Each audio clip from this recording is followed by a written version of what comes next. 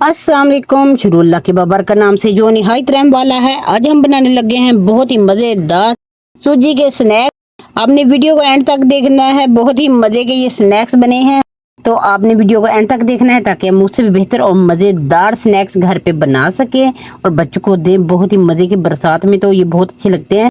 ये रमज़ान में भी आप बना सकते हैं। वैसे भी शुरू करते हैं बिस्मिल्लाहिर्रहमानिर्रहीम। जिसके लिए मैंने 1 कप लिया है सूजी का छान कर। ये देखिए, ये मेजरमेंट कप है और आधा कप यही वाला मैंने बेसन का लिया है और मैंने यही 1 कप पानी का लिया है।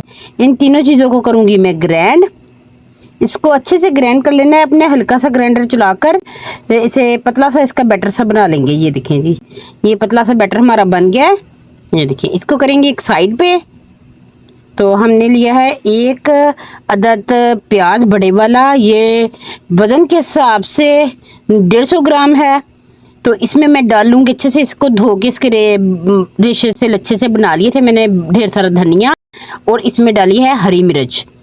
ये फ्लेवर बहुत अच्छा करती है। मसाले इसमें चंद जाएंगे, जिसमें चिली फ्लेक्स जाएगी ½ टीस्पून, 1 टीस्पून इसमें जाएगा नमक का।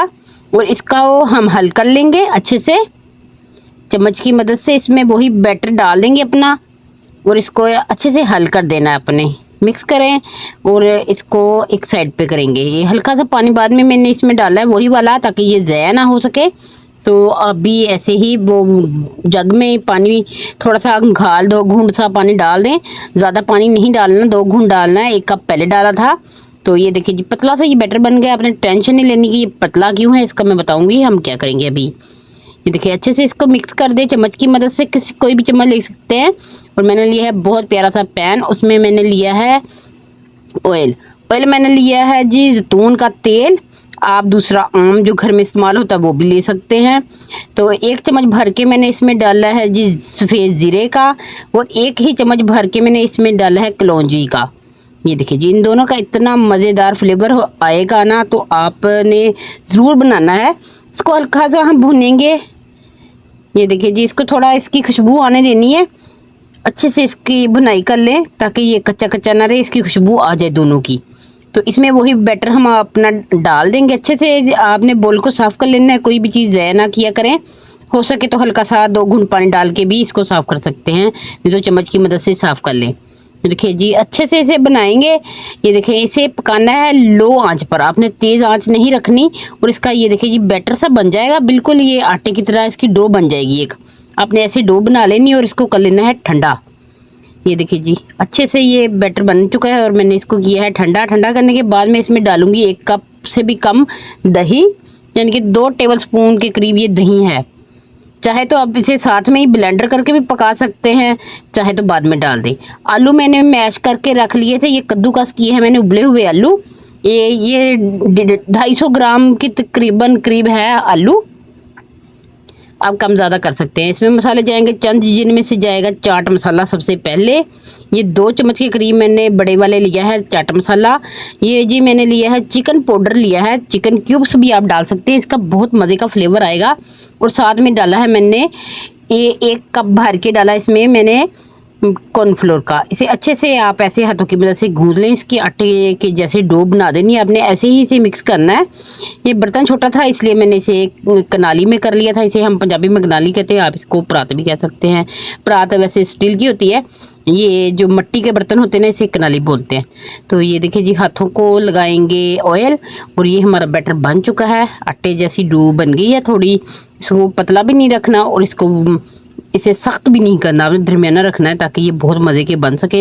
इसे मैं इस शेप में बना रही हूँ, आप कोई भी शेप ले सकते हैं। ये मैं फिंगर की शेप बना रही हूँ। ये देखें, बहुत मज़े के ये स्नैक्स बनते हैं।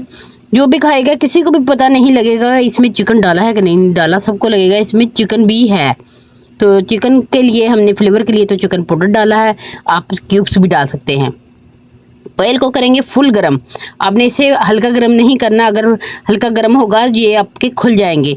इनको आपने खुलने नहीं देना, इसलिए तेज़ गरम करना है। बीच में सारा हमारा बैटर पका हुआ है, इसलिए आपने बाहर से इसको कलर देना है।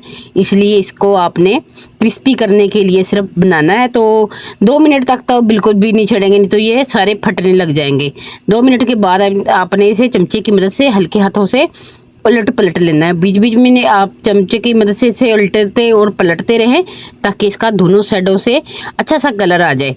कलर आने के बाद निकालेंगे। मेरे तो साथ साथ निकले जा रहे थे और खाए जा रहे थे, तो मैंने कहा थोड़ा मुझे वीडियो भी बनाने दें, आप बाद में खा लेना।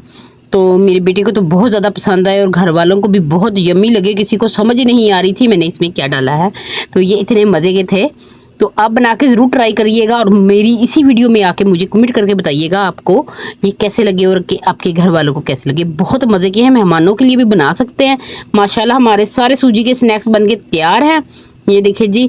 और इसे आप केचप के साथ भी खा सकते हो, दही की चटनी जो बनती है उसके साथ भी खा सकते हैं। बहुत मज़े के लगते हैं। सबसे ज़्यादा मज़ेदार मुझे ये लगते हैं केचप के साथ। ये इतने क्रिस्पी थे कि मैं आपको बता नहीं सकती। तो शोर होने की वजह से इसलिए मैंने बैकग्राउंड आवाज़ बंद कर दी थी। बाद में वॉइस ओवर कर रही हूँ। इतने मज़े के थे ये देखें माशाल्लाह से। अगर आप इसे फ्रीज़ करना चाहें तो फ्रीज़ भी कर सकते हैं। मैंने ये भी तजर्बा किया, मैंने इसे फ्रीज़ भी किया और फ्रीज़ करने के बाद ये फ्रीज़ भी हो गए, ज़रा से भी ख़राब नहीं हुई। इसलिए जब फ्रीज़ करने के बाद आप इस्तेमाल करें तो तब निकाल के थोड़ी देर बाद इसको फ्राई कर लें। और मुझे दे इजाज़त अगली वीडियो तक के लिए। अल्लाह हाफिज़।